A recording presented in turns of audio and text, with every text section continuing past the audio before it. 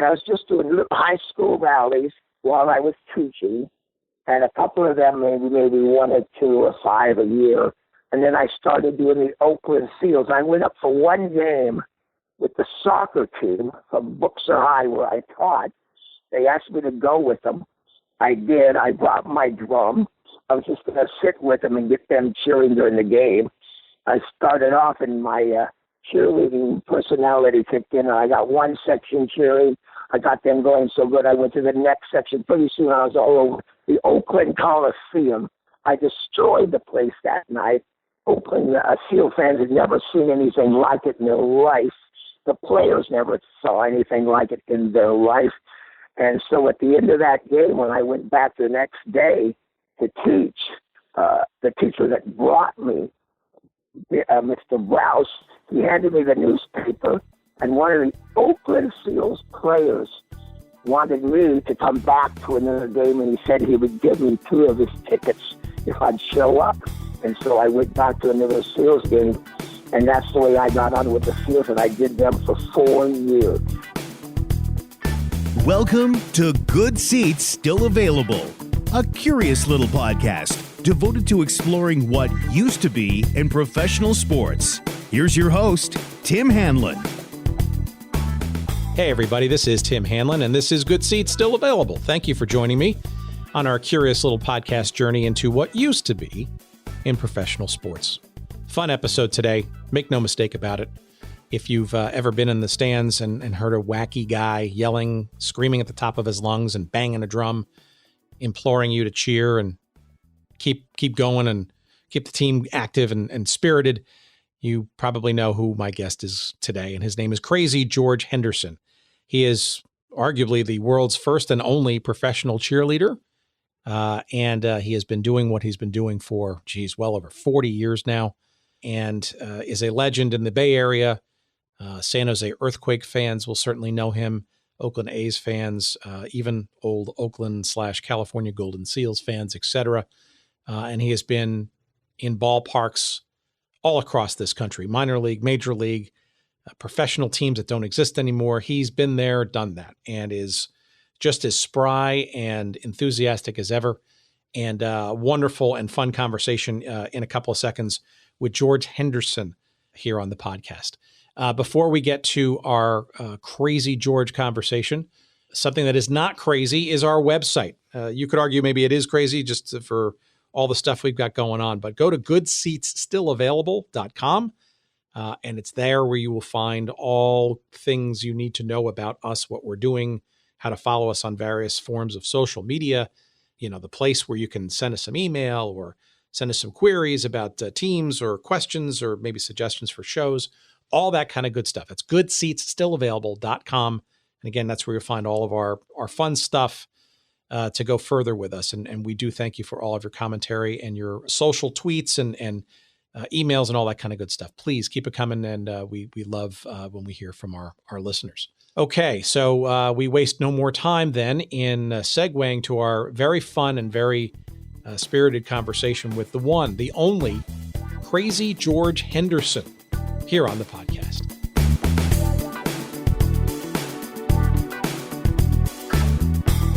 We welcome to our microphones the one, the only Krazy George Henderson. Thank you very much for being with us. I love it. You said my name. Let's have the interview. Well, why wouldn't we, George? I mean, honestly, as a professional cheerleader and all, there are very few professional cheerleaders that that I've ever met in person, and number two that are worthy, I think, of a conversation in our little theme here at Good Seats Still Available about teams and leagues and things that in professional sports that don't exist anymore. But before we even get to all that fun stuff, and I know this is probably a little boring and pedantic for you, but how does one become a professional cheerleader? Well, it's an easy story. I wasn't qualified for anything else. Yeah, I'll say that. It started off about 50 years ago. A great friend of mine, Don Bogdan, asked me to go to a game with him. And he handed me a drum. He brought a drum to the game and a bugle.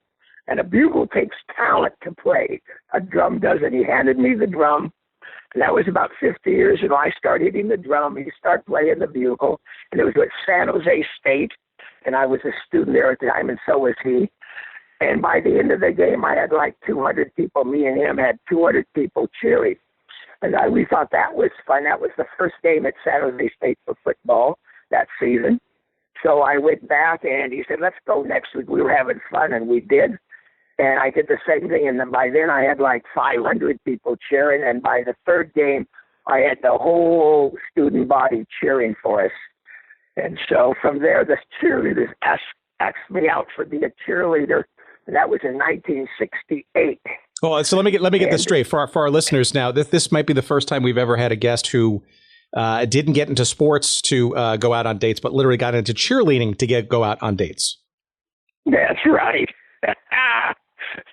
What sport? I mean, so this was football. Was Spartan Stadium relatively new then in '68? No. Spartan Stadium was old. It was a big time, old time, 18,000 seat stadium at San Jose State. By then, it was just San Jose State. It wasn't a university even, and it became a university a couple of years later. And I started cheering there, and the cheerleaders asked me and him to come out as a cheerleader for next year to try out. And I didn't want to do it. I was on the national championship judo team. And we were at the time the national champions. And the next year we were the national champions. And all 6 years I was on the judo team, we were the national champions for NCAA. So I really didn't want to be a cheerleader. But my roommate, Don Bogdan, had a lot more domineering personality in me, and he forced me to go out to try out for cheerleading, and I was picked. Well, okay, so ostensibly you went to San Jose State to study something, right? Not necessarily cheerleading or judo. Could one even be recruited for judo at that time? Well, they were the national champions. That's why I went to San Jose State, because I was on a judo team in junior college.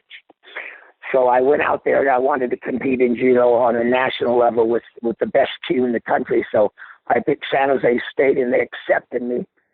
And so that's where my judo career started. And then it morphed over to cheerleading eventually. But I was actually going out to be a school teacher. I was an industrial arts school teacher for 4 years after I graduated. Now, was that the line of study that you were pursuing in the classroom to become an elementary or a high school, a secondary school teacher, or did you just kind of fall into it? Shop class. I was teaching shop, wood shop, metal shop, electronics, and that's what I was pursuing. And when I graduated in 1971, I went on, and for 4 years I taught, and I taught mostly electronics. Okay, so for our listeners, and we're gonna plug the book early and often here during the conversation. The book you all need to go out and read to hear this further is called Krazy George, Still Crazy After All These Cheers. Get it? And it's clear that your high school teaching days were both seminal in guiding you towards perhaps your professional cheerleading career, but also maybe wasn't necessarily the career you envisioned during those years, right? Well, I wasn't envisioning being a school teacher. I found out that 90% of the students were smarter than me, and I didn't have a chance, and I wasn't a disciplinarian. I mean, I was flamboyant because I was also Krazy George at the same time, because I'd already got that reputation. So it was sort of a hard image to bring into a classroom, because everybody in the Bay Area knew me from San Jose State and doing the Oakland Seals, which came along later, professional hockey, and that was a great time with them. But then I was a teacher. I was just having fun with the Oakland Seals, and I was terrible at it. So I made a transition after 4 years. Okay. I quit teaching to become professional. Okay, so you were doing cheerleading gigs essentially on the side, correct?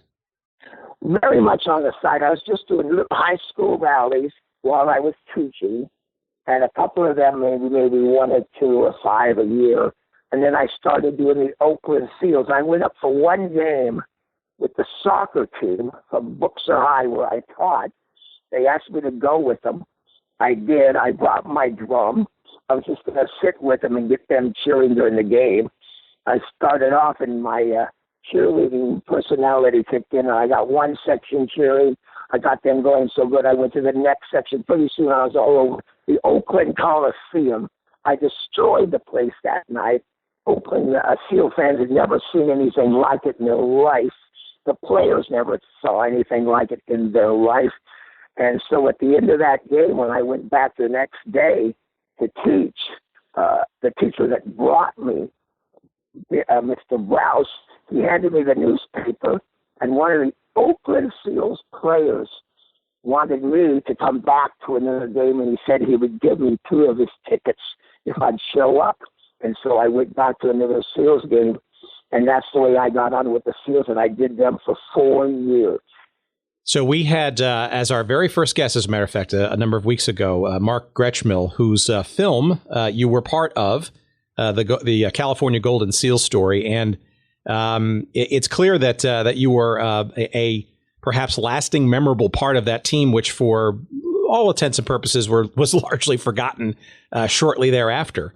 How did you even, I mean, were you even a hockey fan? Did you ever seen pro hockey with the Seals? And how about the name? I mean, the name wasn't, whether the California Golden Seals, Oakland Seals, seems like it was always kind of in disarray. Yes, it was. It was the greatest team. They had a lot of heart, but they had ability, but not as much ability as the other teams. Well, we had an interesting fan base, and the 4 years I was with them, we just almost changed the face of hockey fans. I mean, we became radical, and the fans loved it, but it never translated into better attendance because they were always last place in the league.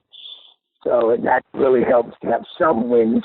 Sure, did it translate into paying gigs? Did you get any money for your efforts? I would assume some little chunk of change was coming your way for these antics, no? Well, at the end, about the last 2 years with the Seal, they started giving me $35 a game for expenses to come on up and do the game. So that was about 40 miles from them. So it was to pay for my gas, and I sort of fudged on how much it was costing me to come up there. But they gladly paid me the $35 every game I made. But I was teaching at the time, so I couldn't go into a lot of games on weeknights because I had to teach the next day. But it was fun, and I did most of the weekend games. But that triggered other teams seeing me in the league, and it started getting some notoriety. So that was helping a lot. All right. So before we get into the next stage of this evolution, where are you getting the gumption, shall we say, to even do this? Right. I mean, you're clearly not in this for the money, certainly at this point. Right.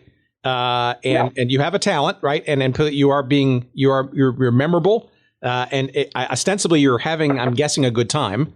But like, where do you get the courage to even sort of do this? And why? Well, the why of it is actually it never took any courage.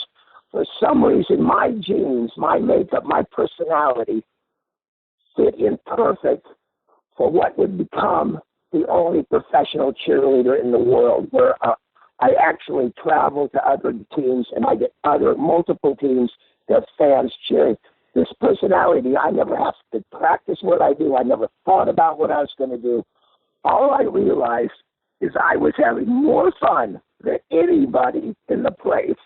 And eventually, as I became a professional cheerleader, they were paying me to have more fun than anybody in the place. So I was just loving the whole concept. And I was ultra shy when I started off in high school. I never even had a date in high school. I never even talked to a girl in high school. I was so shy. Well, you mentioned that in your book. You have a whole chapter devoted to that part of your life. What do you think kind of sort of made you get the courage to kind of go out and act crazy, quote unquote? Well, I realized I was a professional male model when I wasn't cheerleading. I love saying that. Of course, nobody's ever paid me to be a professional male model. It's been 50 years I've been waiting. But the drum has been with you ever since, though, no? Yes, when my friend Don Bogdan came to that first game in 1967, he handed me that drum, and I hate to say it, but that is the secret to my success. This drum is everything to becoming a professional cheerleader.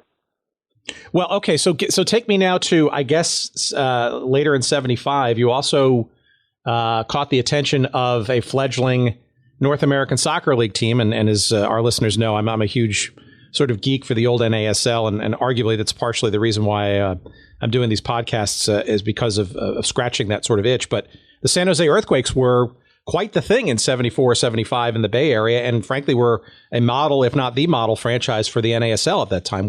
Was that your next step and towards professionalism, so to speak? You have to put that in words. Just you said it right. The 74 and the 75, the 76 Earthquakes, those years was a renaissance for soccer. They changed the face of soccer more than anybody had ever come before. The fans, because of San Jose's images like the underdog to San Francisco and to Oakland, when the fans finally got their own identity with the Earthquakes, it was so amazing. It was like Camelot. And the fans, this Dick Berg, the general manager, he had the philosophy. He wanted the fans involved in the game. And he'd watched me years before when he was with Stanford. He saw me, and he saw how I got the fans. I could out yell in Stanford games. I'd bring 3,000 San Jose State fans in, and we'd out yell 50,000 Stanford fans. And I mean out yell them all through the game. And he saw that effect, and he wanted that at the Earthquake games. And so he brought me in for that first Earthquake game in 74, their opener. And it set a standard for the league, the mayhem, the noise, the excitement, the love of the team. And it's still to this day, the fans still remember all the players from the Earthquakes in 74. And the Quakes, the Quake players are still revered and loved, and everybody comes up to and talks to them and knows them. So you must have been aghast when Major League Soccer came a calling later on in '96 and decided to call them the Clash. I didn't like. I didn't dislike it, but the Earthquakes had an image, and I don't know. I don't get into the management end or the philosophies, but that name, the Earthquakes, and the fan loyalty, I don't know if they lost some of it or what, but I thought it was a mistake. But I worked for the Clash, and I had a great time with them, and it was fun, and they still had great enthusiasm, the fans, for soccer. But back in like 74, 90% of those people at that first game had never seen a soccer game, had no idea what the rules were. Mm-hmm. They were there because of that momentum. Dick Berg got them to think that they were part of the team. And to seal it off was when I was there leading the cheers, and I was getting them so involved in that game. They just fell in love with the team, and from then on, we couldn't be stopped. Were you part of the 1975 Soccer Bowl that year? Even though the Quakes weren't in it, there was obviously the national championship game of the NASL. The first time they called it the Soccer Bowl in 75. Were you cheering at that game too on CBS TV? That was the one at San Jose? Yes, correct. Yes, yeah, I was there. They invited me to come in, and it was just fabulous. Yes, I had just the greatest time, and I don't know if you know the exact history, but up till that season when the Earthquakes opened up, no team, I think, ever drew over 8,000 people a game. Mm-hmm. In all the years they had the league, and until that expansion year. And then the Earthquakes opened up that game with 16 or 15 or 16,000 fans.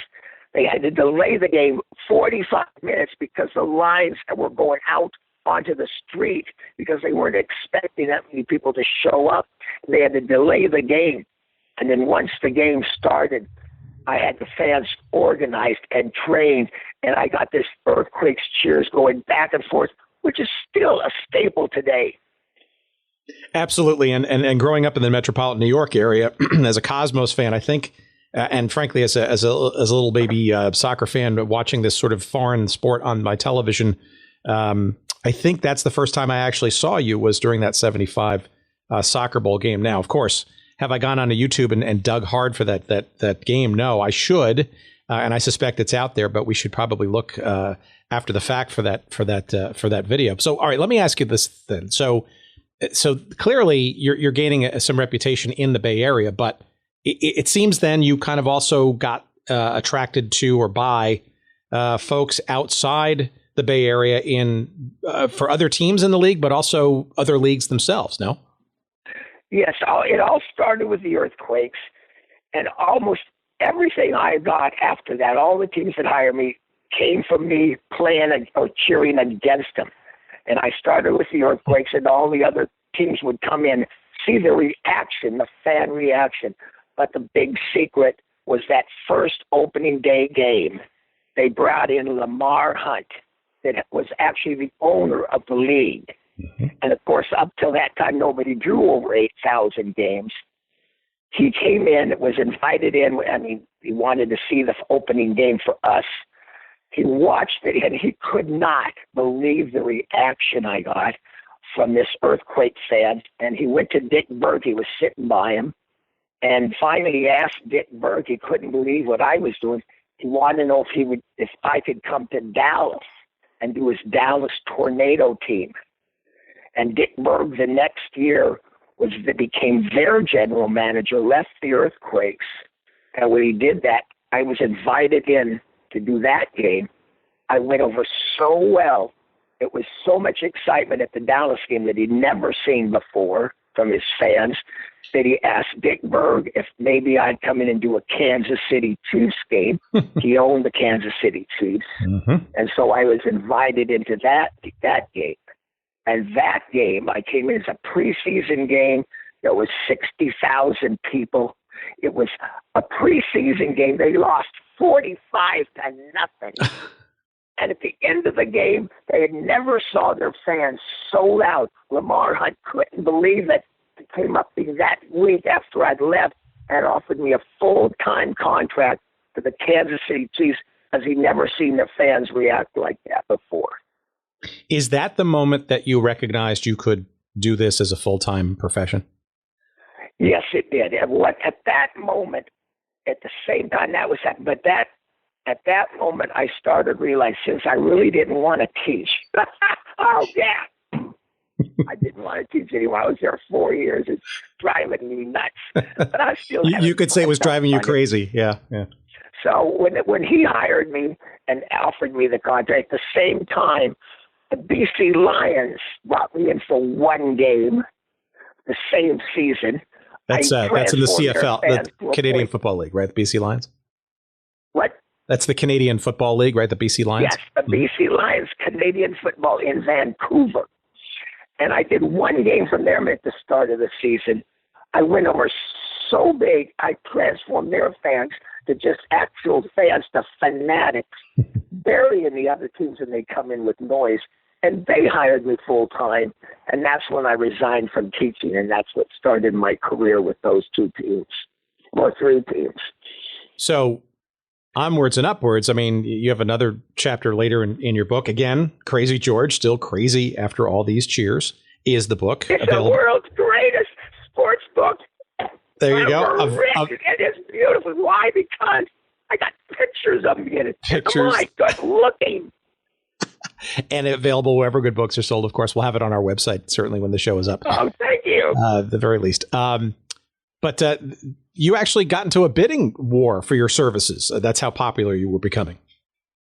Oh, yeah. That's where I was after the first year of quitting teaching. I was making an okay living. I was making as much or even more than I was made teaching. So I was making like $10 or $15 or $12, $15,000 a year back in 1975. Sure.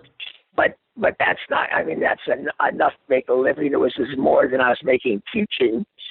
And I was busy and I was having fun. But if you're talking about that bidding war, that was fun. That's what catapulted my earnings. And this is just a great story if you want to hear it all. Absolutely. Go right ahead. Well, I was doing the Houston Oilers. I mean, I was doing the Kansas City Chiefs. And at the time, I didn't even have a contract with them. And Houston came into town, and I was cheering against the Houston Oilers.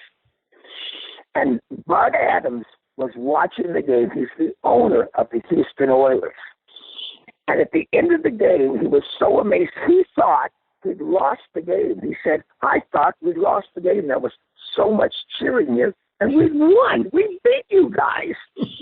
And so he told me this when I'd come up to Lamar Hunt's suite, and he was a guest. And he said, I want you to cheer for us. Well, at the time, I didn't want to. I really needed a full-time contract, and they weren't giving it to me. So, but I was in the middle of 50 Chiefs fans in Lamar Hunt's suite with 5 bedrooms, and it was gorgeous. Well, what can I say with 50 Chiefs fans listening to me? But I needed the job. So Bud Adams said, George, I want you to work for us. And I love this story. And I said, well, I can't do it. I work for the Chiefs. And he said, well, son, he says, how much do you get paid? And I said, $500 a game plus expenses. He said, well, son, I'll give you $600. Now, everybody's listening. I wanted to say yes at $500 because I needed a job because I didn't have a full-time contract. I didn't know if they were going to use me next game. So Bud Adams says, son, and I said no, but I wanted to say yes. So he goes, son, I'll give you $700. And then he says, son, I'll give you $800. I kept saying no. He gets up to $900. And then he says, Lad, come over here. Lad is his general manager. Now think, Bud Adams, the owner, now Lad Herzog, his general manager, walks over and says, yes, George, what's going on? And Bud says, Bud was offering him $900 to do our game, and he said no. And so Lad Herzog looks at me, says, I'll give you $1,000. And I said, no. Bud Adams says, I'll give you $1,100. Lad says, I'll give you $1,200. They're bidding against each other, and they're from the same team. This is good. And I wanted to say yes at $500. So they get up to, they keep bidding back and forth. They get up to $1,500. And I keep saying no.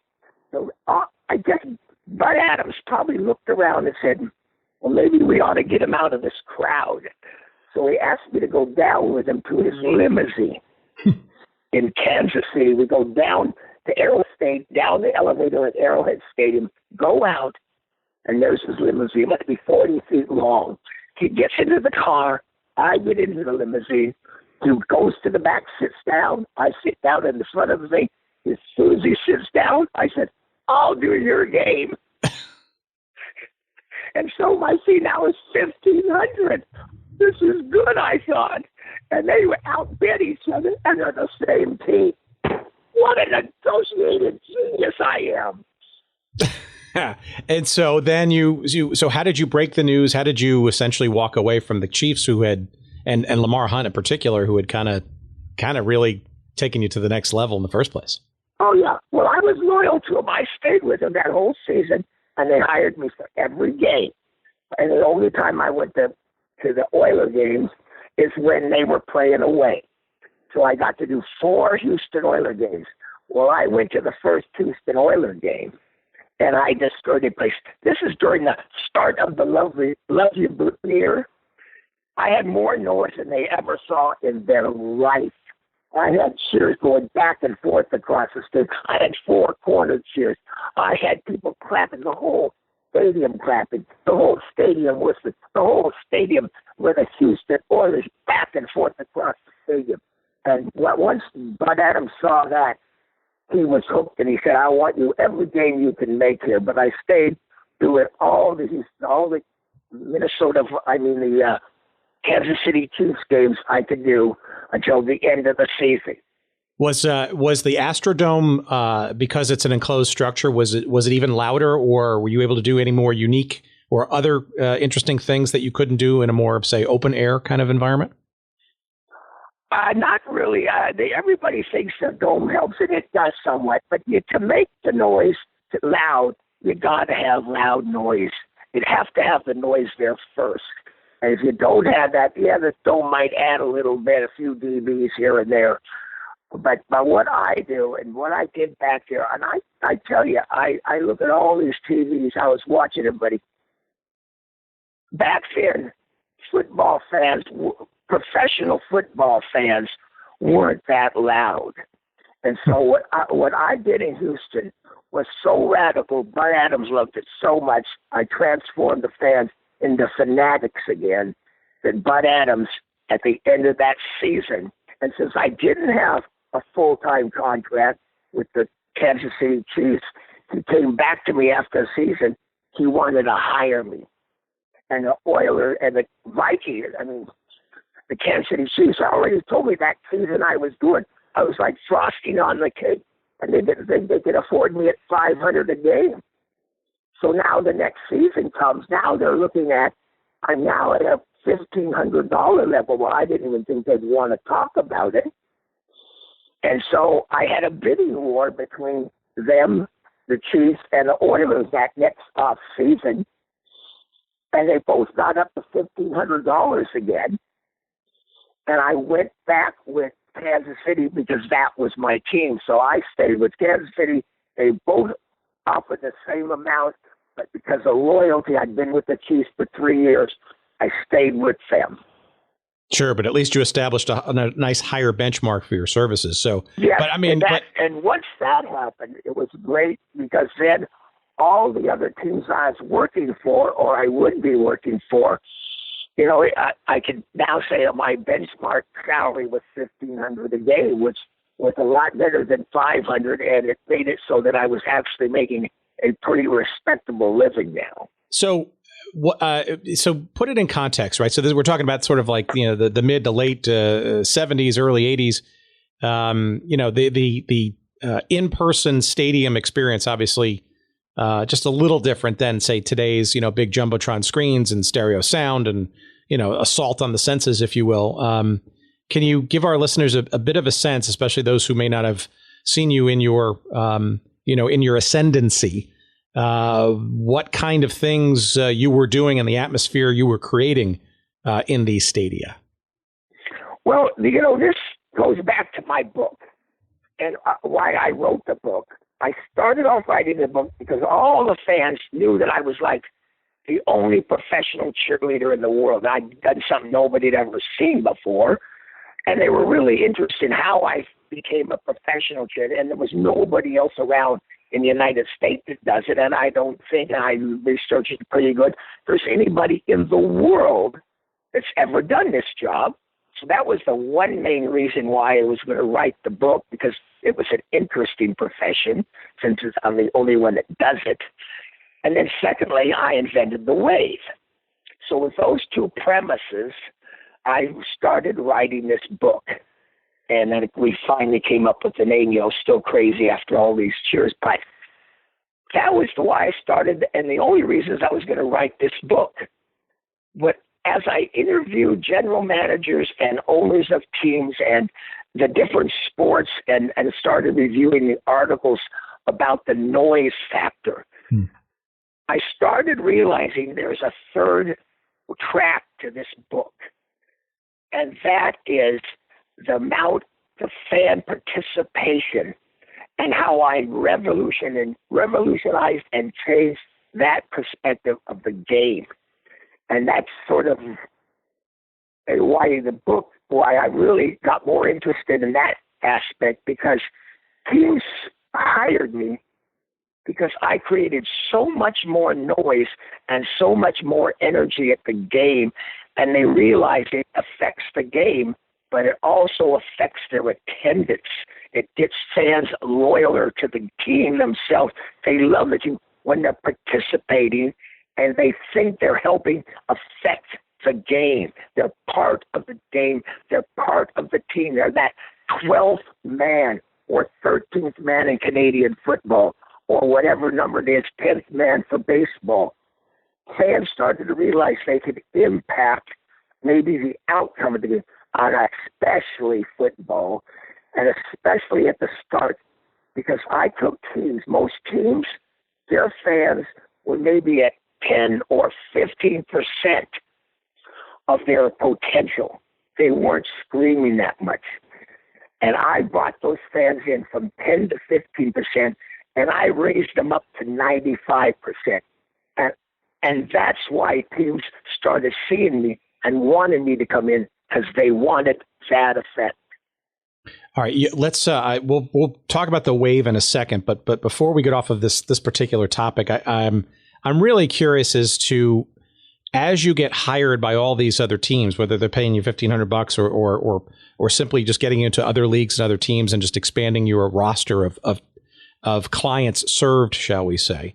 How do you get into team and crowd environments, say, where the team themselves is not performing very well on the field, or it's maybe a struggle, like the team isn't really doing you any favors and you kind of have to lift them on your shoulders? I mean, how do you walk into an environment like that and turn it around, as you said, from fans into fanatics? I got to think there were some times where, it was kind of a lost cause or a bit more of a challenge with certain teams and leagues and stadia than others. Well, that's it. There wasn't, because I was so radical, so different. And my philosophy, why I'm successful, because every fan, no matter what the team is like, wants to cheer for their team. Mm-hmm. They want to be part of the team.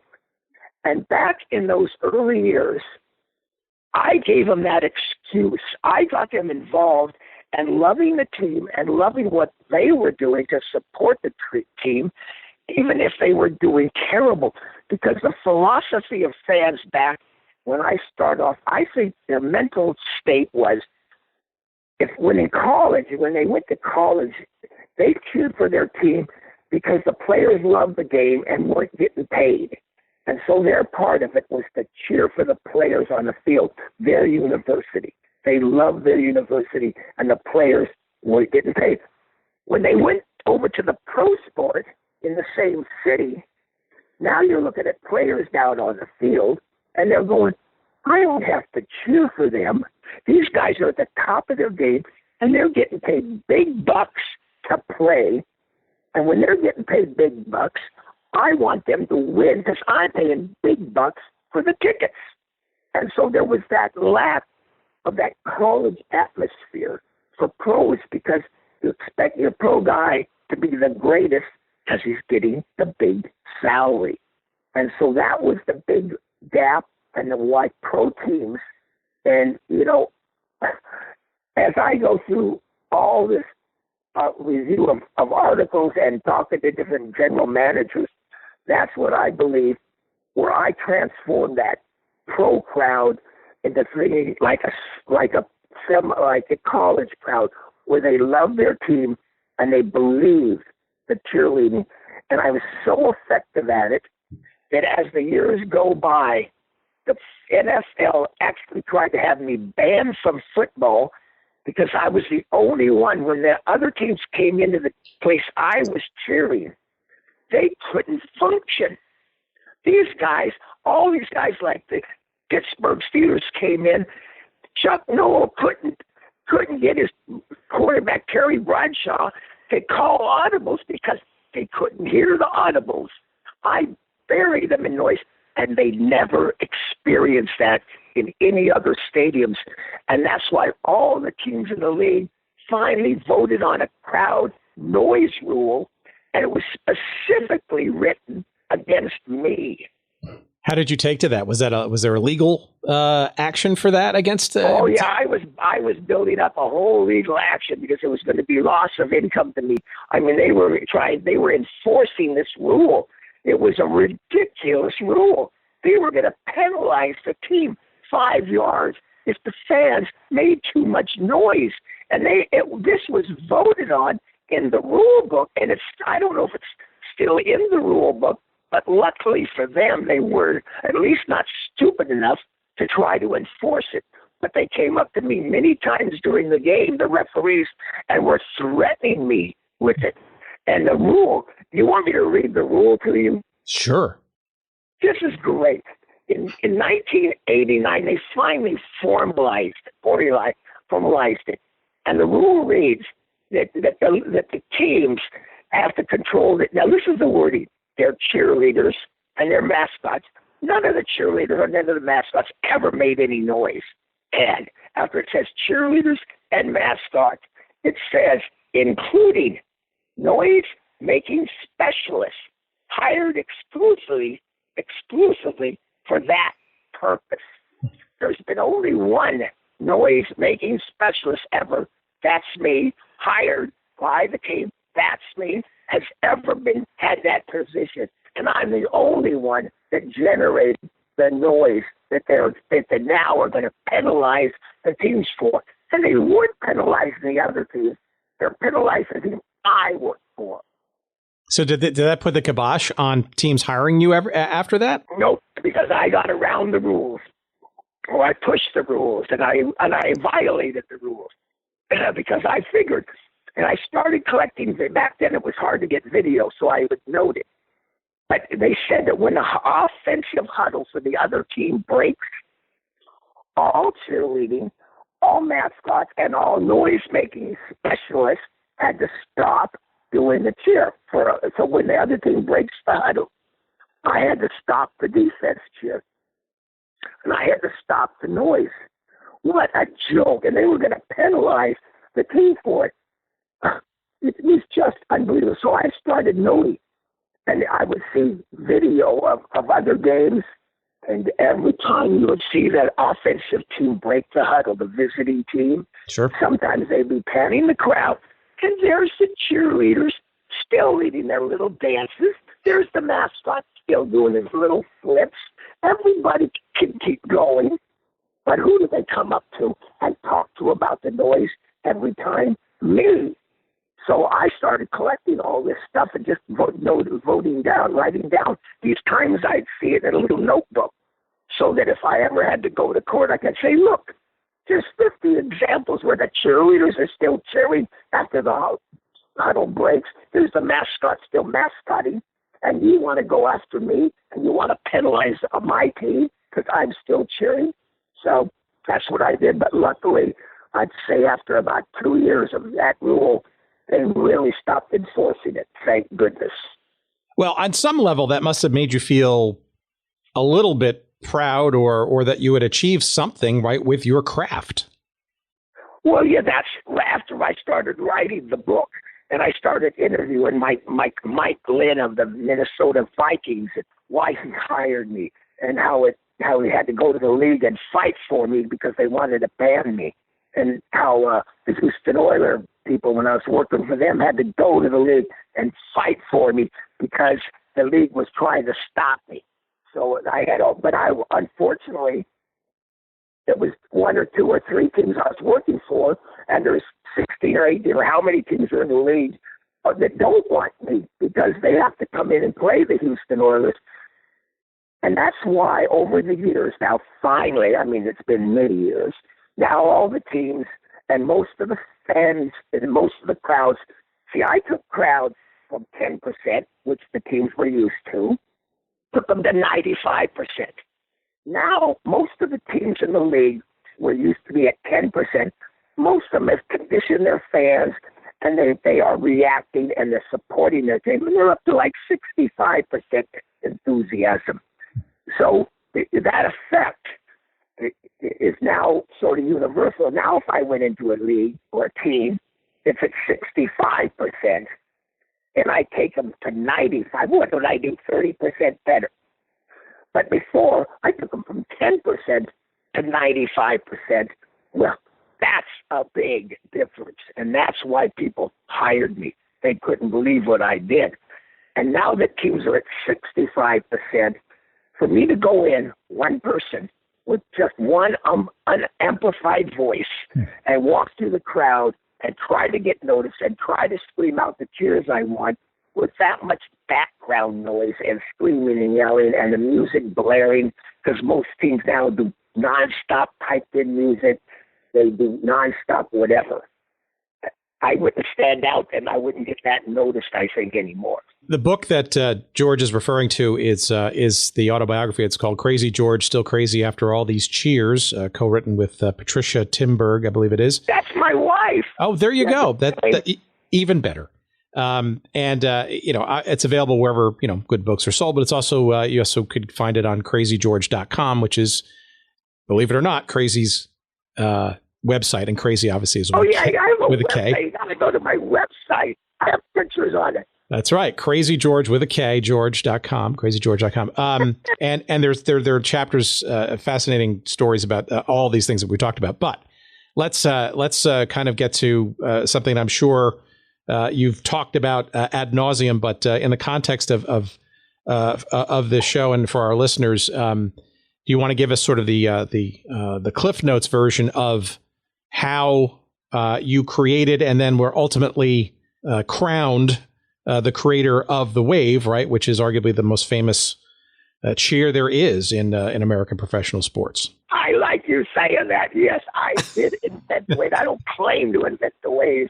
I invented it. Mm-hmm. I have it on video, and I have Joe Gargiola, the announcer for that when it was played when I started at the Oakland A's Yankee playoff game on October 15th, 1981. There's never been a wave before that date. And the beginnings of that, though, you kind of got a sense that something like this wave thing could kind of get started or perhaps get some kindling prior to that, right? You mentioned in your yes. You want to give our listeners a little bit of a background of how you sort of got to the A's thing? Yeah, I'll give you like how I created the wave. Everything you create doesn't create in 1 minute, except for the people that claim they invented it. They said it did it in 1 minute. But it took me about 4 years, and I started off with the idea that I used to do a cheer at San Jose State, where we had 3 sections of students where I cheered when I was a cheerleader. And the 3 sections in front of me, I'd have one section stand up. I thought it up, and they yell San. This middle section yells Jose, and the next yells State. And so each section would go San, Jose, State, and it'd start over San, Jose, State. And it looked fabulous. But to the other side, the alumni side, which is the people that give money for the team. So at those football games, they loved watching the San Jose State keep going and watching all the students, 1,000 at each section, stand up and scream.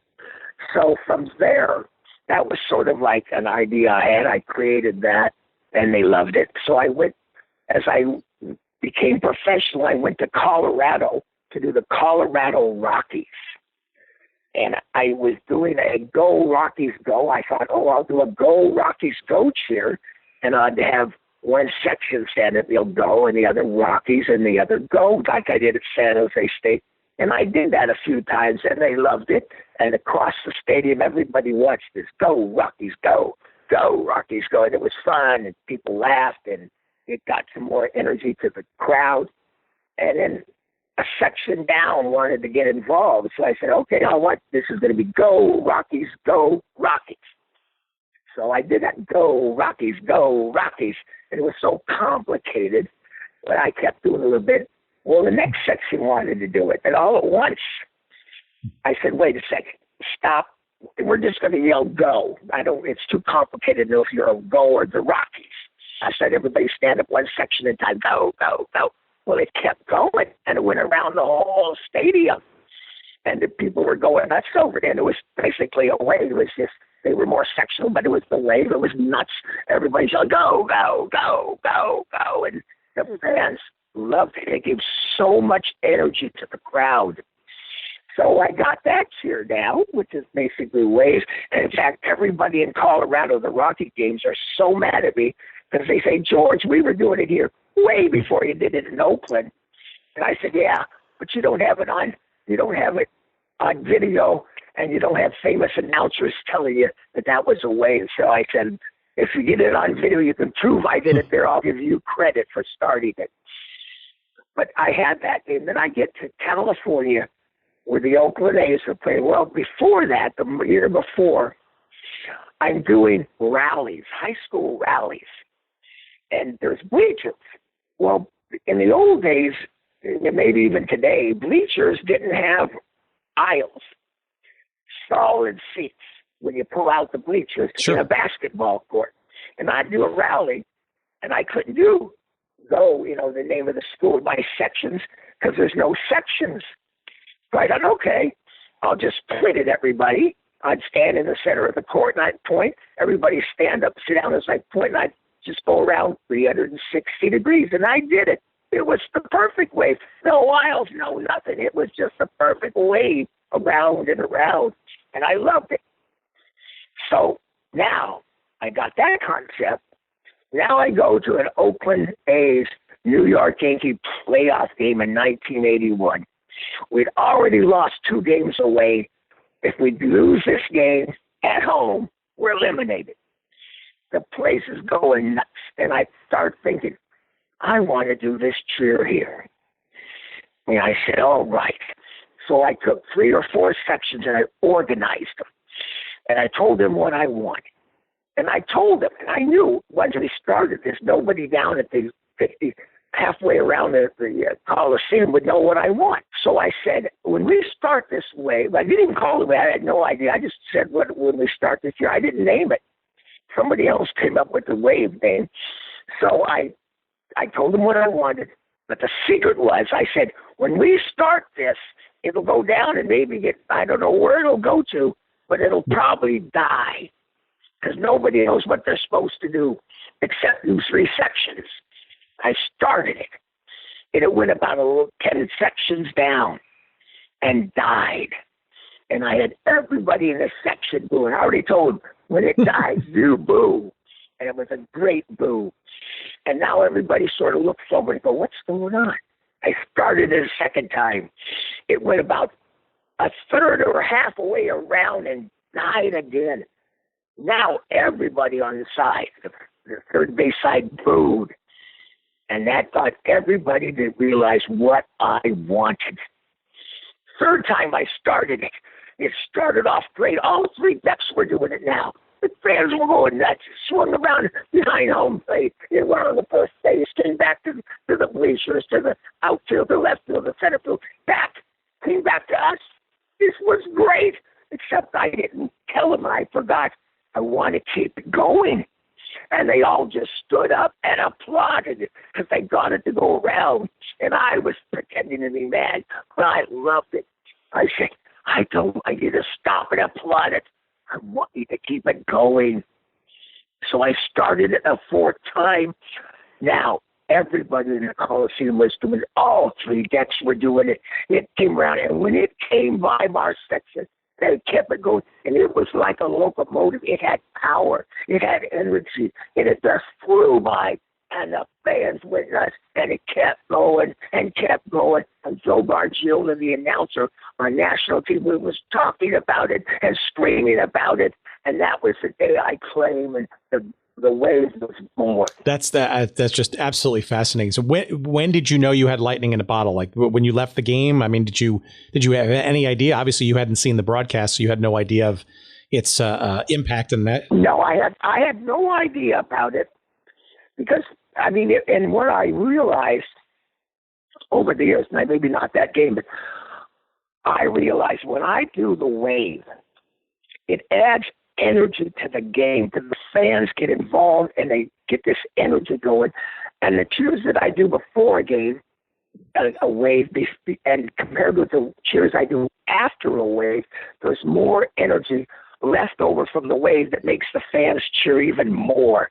And so it adds to the energy, it adds to the fun, and it adds to the fans being involved with their team. And that carries over to a defense cheer, to clapping, to back and forth cheers across the stadium. It just adds that extra spark, which I started realizing years and years later, what it really does mean for the game atmosphere. Well, it's a legacy for sure, and certainly something that is part of the sports folklore in this country, right? And that's something to be especially proud of, having authored it, right? Oh, yeah, and that's really, and every October when I invented it, I start getting calls from Europe and from Netherlands, and you name the country, and I'll get a call from Mexico, or I'll get a call from wherever around the world, because the wave is loved, especially at soccer events.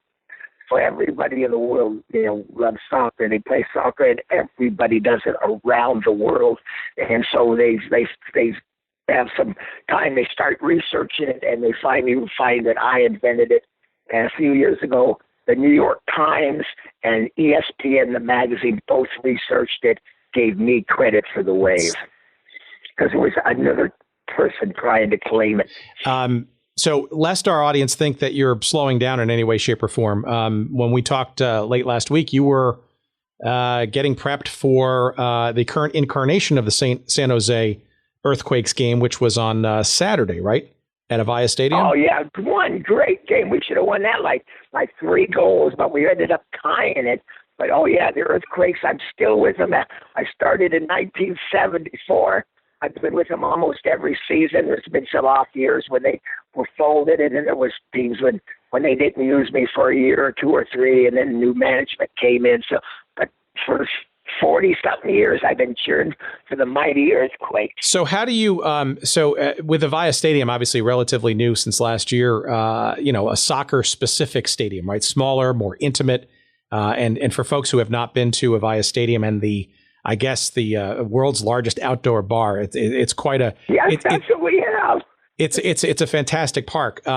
Do you feel that maybe stadia like that, those sort of soccer-specific, smaller, intimate, are perhaps a little bit more palatable for the older approach and your earlier successes versus the piped-in music and all the stuff you were talking about before in these sort of modern stadia? Is it a better atmosphere to maybe do more of this again? I think it's a wonderful atmosphere. First, soccer, it's a nonstop game, and so they don't pipe in all this music, and they can't because they can't play music during the play, and that is more fitting for me, and it helps. But because it's nonstop, it's harder for me to get in during those little breaks they do have when the ball goes out of bounds or there's a penalty or something like that, or an injury, and I can jump in real quick and do it. So there's always challenges, but it's more traditional than the other sports, which I think over the years, I think almost all sports sort of trend to go corporate. And that's harder to keep a real loyal fan base when you got big corporations buying big blocks of tickets. And then, of course, they give them away for promotional purposes for their company. And so that doesn't breed that atmosphere like you might get at some intimate place like in Boston or somewhere that's been around forever.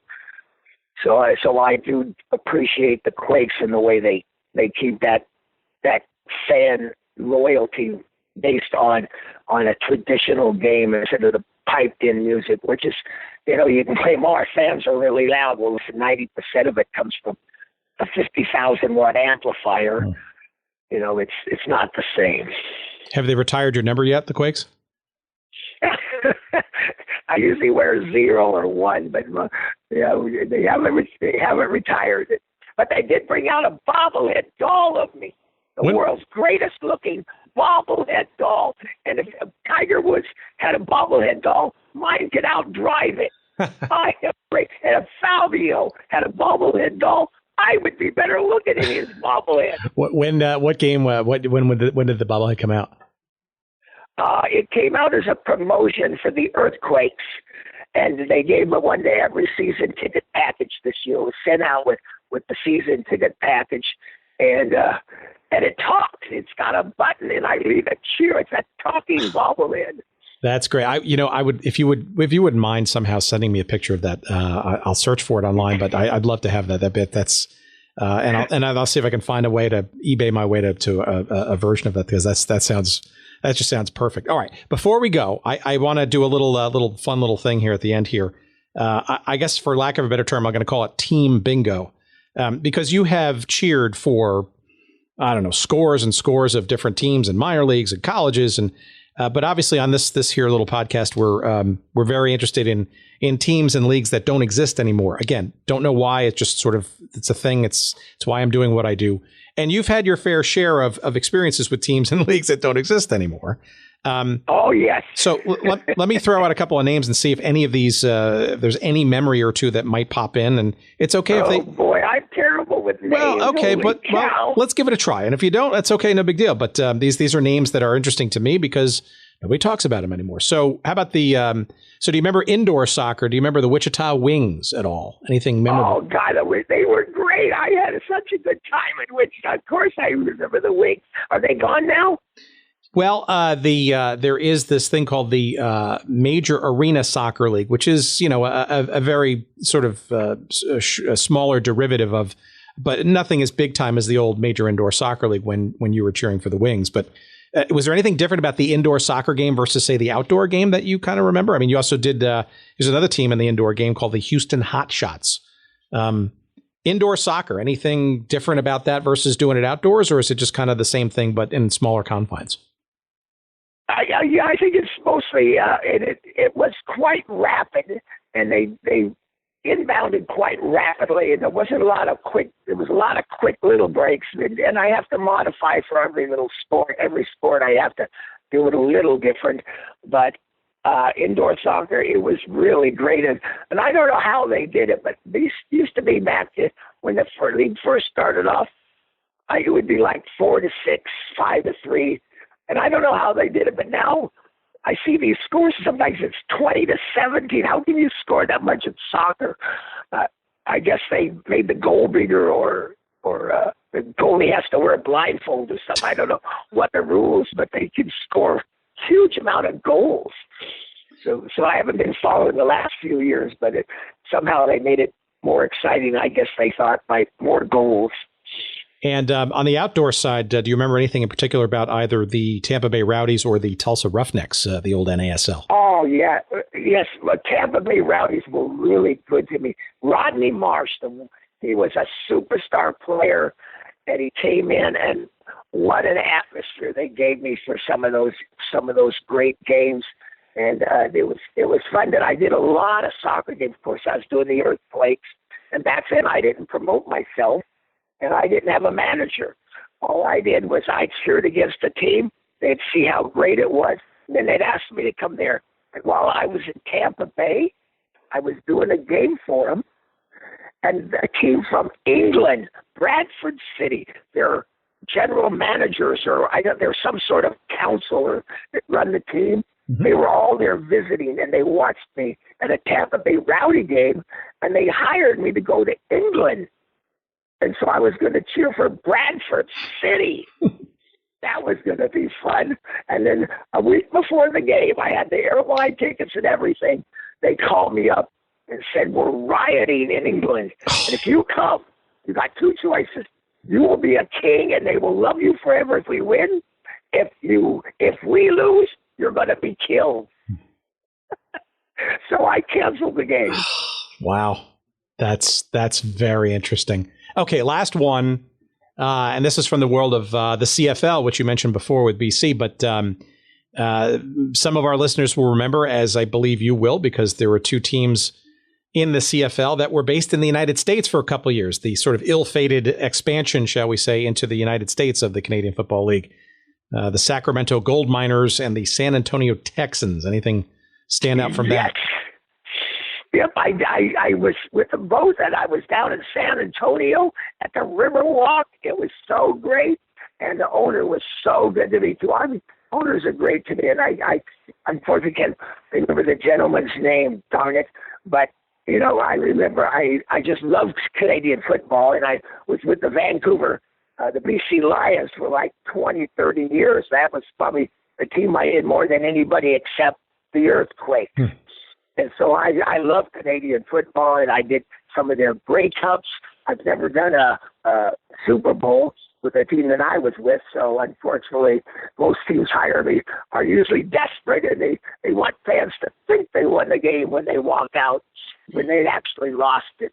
Well, there you go. If anybody at the NFL is listening to this broadcast, let us put the cherry on Crazy George's Sunday of a career by trying to get him into a Super Bowl, shall we? I can't imagine why not even at least a Pro Bowl, right? Which desperately needs some reinvention and some real fan, enthusiasm.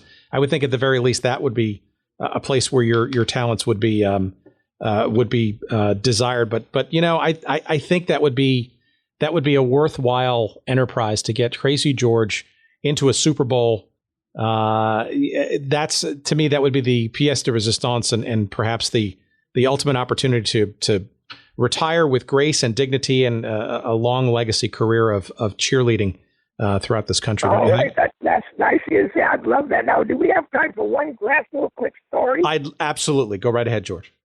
Okay, one thing you never brought up and I became almost famous or infamous is Dick Nerd got me with the San Jose Earthquakes. I started doing entrances from the first game to start the game off. I'd bring the game ball in, and I did it, the first one with it. I came in an ambulance, and they actually thought some player had dropped dead. And I did that, and I started doing entrances. And, of course, as you do these entrances, you got to top them with bigger entrances. So at a few, I just want to tell you a couple of Please, go right ahead. Entrances. One of my entrances, I decided to hang glide into a football game. And the week before, I'd hang glided into the soccer game. And I was being on a tow line. I was going to be towed across the field. I was going to go up about 20 feet. He goes to the end, stops, I land, and it would be a great entrance being on the hang glider. Well, the guy never got above about 18 miles an hour. I didn't have enough speed to lift off, and I ran the whole length of the field. So that was sort of a bummer. Sort of. So the next week, there's another game, football. And I'm doing San Jose State against Santa Clara. And I said, yes, I want to do the football. I want this hang glider entrance again. But we're going to do it right. So we practiced. I got it so I could go up about 20 feet. Tows me around the whole field. I land. It was great. That was practice. Game comes. Now the guy's excited that's driving the vehicle that's lifting me off the ground. He's supposed to go 22 miles an hour. He's going across the field. I lift off. He's going 20. 22, I'm doing great. I'm up to like 15 feet. He gets to 24. I'm starting to go up more, and I can't get out of a climb. He goes to 26, and I'm going up, and I've got it all the way back to go down. I don't go down, and I'm going higher and higher. Now he gets to the end of the field. He's supposed to stop at the goal line. Does he stop? No. He drives under the goal post, and I'm on a tow line. What am I going to do? Now I'm up like 30 feet. I look down, and I have no choice. I can't go over the goalpost because I'm on this tow line. So I flare out, and I drop down. I come out to the bottom, and I flare out the bottom. And guess what? The opposing team is huddled there. And I smash into them. Blood everywhere. Mine, because they got pads on.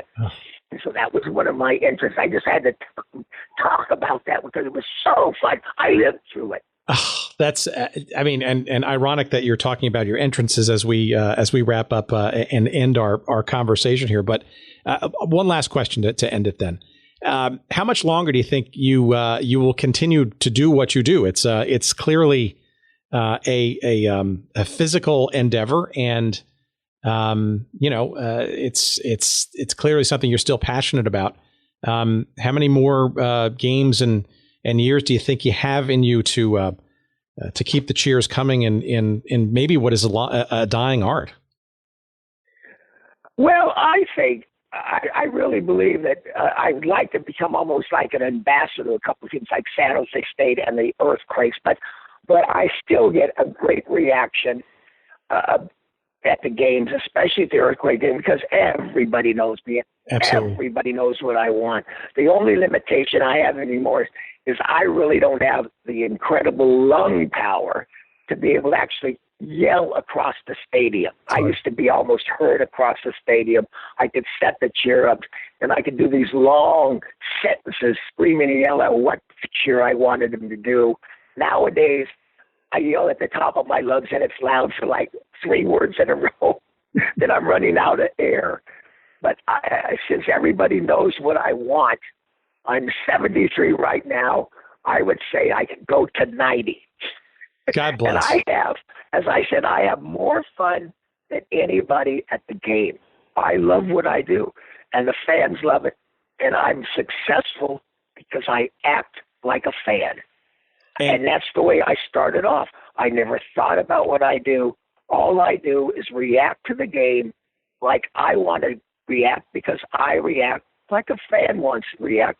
And that's why some games, if we're behind by 45 points, it's embarrassing for the team, the home team, to try to get cheers going for them.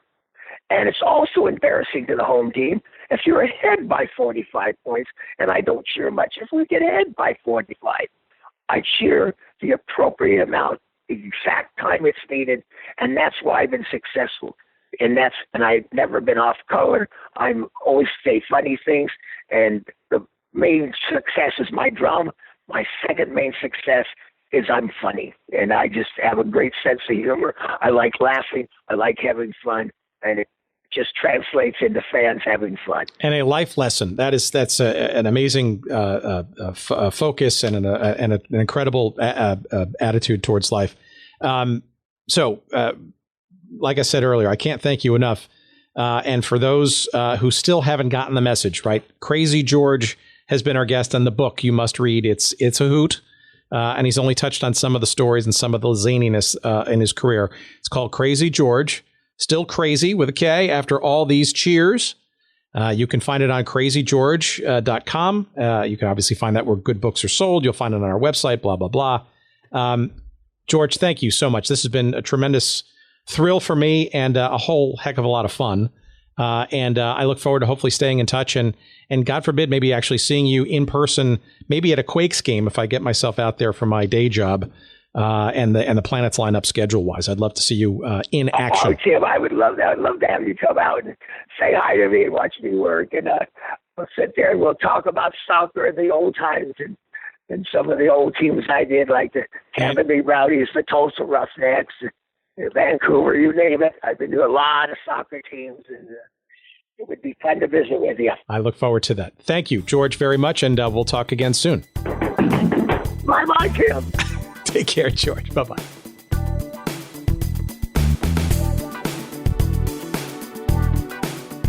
Hot diggity dog. Man, that was fun. That was a great conversation, man. I learned something in every one of these chats, and I learned a bunch of things today with George, and fascinating story.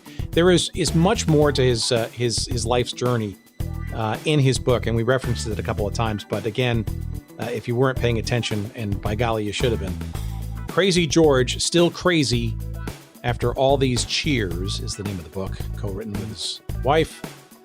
That's available at crazygeorge.com. You can find it wherever fine books are sold. You can even go to our website, goodseatsstillavailable.com. We got a link to it there as well. Whatever means you find this book, please get it. It's a hell of a lot of fun, and some great stories, and it's pretty inspiring too. I mean, the man's been at it for 40 plus years and is still going strong. If you want to book him for one of your events, he doesn't do just sporting events only, but conferences and corporate gigs and that kind of stuff. You can find out all about his stuff and his wares there at crazygeorge.com. Highly encouraged. But get the book. It's so fun, and this is just scratching the surface in our conversation. So thank you, George Henderson, a.k.a. Krazy George, for a great conversation. And thank you, too, all there out in listener land, for joining us for yet another fun episode of the podcast. And we've got tons more coming, and we can't wait to share it with you. So we'll see you online. Keep those tweets and emails coming, and take care. Until next episode, we'll see you soon.